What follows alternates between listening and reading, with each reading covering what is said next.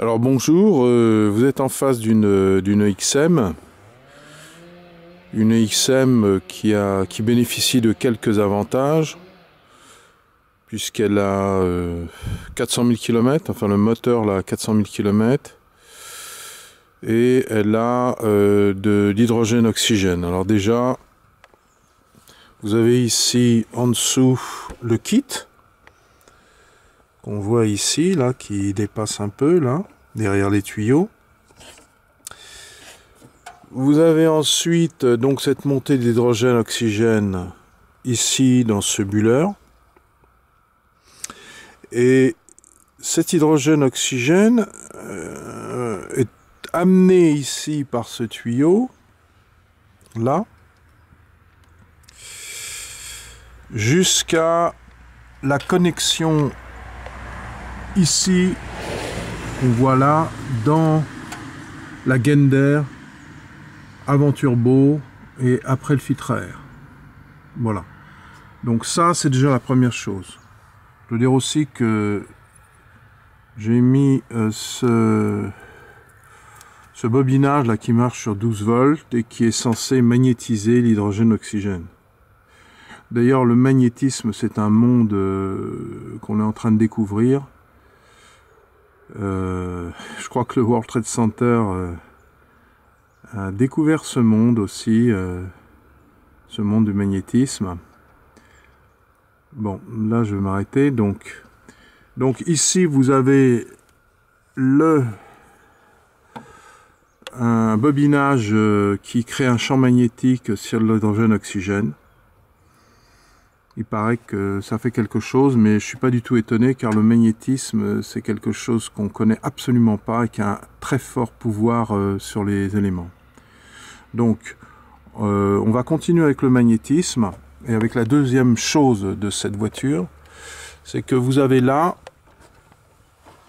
une paire d'aimants qu'on voit ici, là, et qui entoure, qui compresse légèrement le tuyau de diesel avant l'admission dans le moteur, le plus près possible avant l'admission. Et il y a quelque chose à savoir sur la polarité. C'est assez extraordinaire parce que il faut mettre les aimants en quelque sorte qui se repoussent. Mais il y a un sens où ils se repoussent, je ne sais pas si c'est le plus ou le moins, mais il y a un sens où ils se repoussent, ça fait complètement déconner le moteur, ce qui démontre vraiment la puissance des aimants. Et quand on trouve la bonne polarité, moins qui se repousse ou plus qui se repousse, je n'ai pas encore déterminé ça.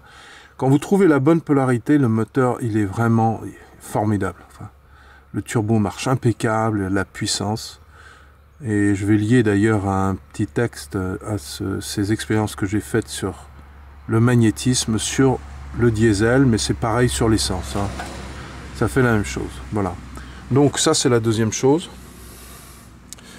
Bon, ici, là-dedans, dans la mission d'air, ici, il y a un petit ventilateur fixe, je dirais, qui fait tourner l'air. Ça aussi, c'est extraordinaire, ça apporte des chevaux. Ça apporte de la puissance. C'est indéniable. Donc, après expérience, je peux vous le dire, c'est pas du bidon. Donc, ça, c'est une petite chose. Je dirais, donc, on a vu deux choses, aimant et achat chaud. Et maintenant, on va regarder ce dont je rêvais de faire depuis longtemps. On va regarder ce petit kit. C'est un EconoKit avec un petit réacteur fixé sur le pot d'échappement. Il est monté d'une façon spéciale parce que je ne prends pas les vapeurs au-dessus, qui sont censées être réchauffées par un réchauffeur qui prend 6 ampères, hein, qui est vendu avec.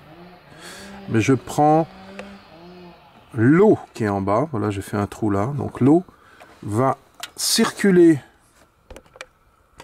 dans cette partie du tuyau et arriver à la construction d'un réchauffeur que j'ai fait avec du cuivre et qui, je vais essayer de pousser ça, on sera mieux. Et voilà, donc on a l'eau qui arrive là. par un circuit, j'ai coupé la gaine d'eau et j'ai inséré un tube de cuivre autour duquel j'ai soudé un autre tube plus gros et qui fait que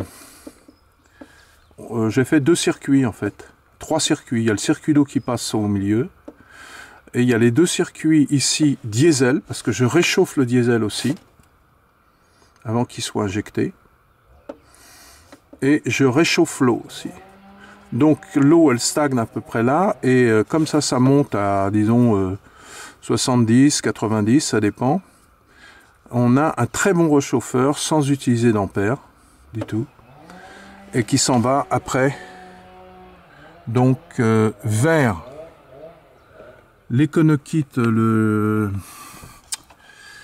réacteur en bas sur le pot d'échappement et qui remonte ici. Voilà, qui remonte ici, qui s'injecte après le filtre à air. Donc ça veut dire que cette voiture, elle a en fait 3 éléments importants. Ce dont je rêvais depuis longtemps, c'est-à-dire mélanger hydrogène-oxygène, kit hydrogène-oxygène, avec un Econokit qui est là. Bon, j'aurais pu prendre Ecopra, mais Ecopra, c'est... Bon, ça, cet Econokit, je l'ai payé... voilà, en solde, il était à 150 €. Il faut savoir qu'Ecopra, c'est un produit certainement excellent, mais ça coûte 750 €. Donc voilà, je n'ai pas pu m'offrir ça pour cette vieille voiture qui a 400 000 km. Et la voiture marche du tonnerre. Voilà. Franchement, ça monte les côtes, c'est puissant. D'ailleurs, le bruit change. D'ailleurs, dès que vous mettez l'aimant dans différentes positions, le bruit du moteur change immédiatement. Donc, je répète, le pouvoir magnétique sur une voiture, ça, sur les liquides, sur les vapeurs, etc., ça fait des choses. Nous sommes au début, d'ailleurs, des découvertes importantes sur le champ magnétique, sur les champs magnétiques en général. Et on a pour preuve les expériences du professeur Montagnier qui a repris les expériences sur la mémoire de l'eau. L'eau qui garde la mémoire des éléments qu'on lui met à l'intérieur, justement par champ magnétique. Donc c'est tout un monde absolument extraordinaire à découvrir, qui est peut-être un peu bloqué maintenant par des gros lobbies, mais ça va forcément se savoir, et l'humanité ne va pas s'arrêter à cause des lobbies. Hein. Voilà, on ne va pas s'arrêter de faire de bonnes découvertes pour le bienfait de l'humanité, malgré toutes les résistances mafieuses qui nous dirigent, hein, et qui empêchent des bonnes découvertes pour l'humanité de se réaliser. Voilà. Donc persévérons, en tout cas avec des petits bricolages comme ça, on peut vraiment améliorer la puissance de la voiture, dépolluer, je dirais pour cette voiture, ça a été dépollué à 90%, au moins. Parce que comme dans mon film précédent, je montre que rien ne sort du pot d'échappement. Voilà. Bah, écoutez, je vous remercie de votre attention. J'espère que vous pourrez tirer quelques leçons de tout ça. Au revoir.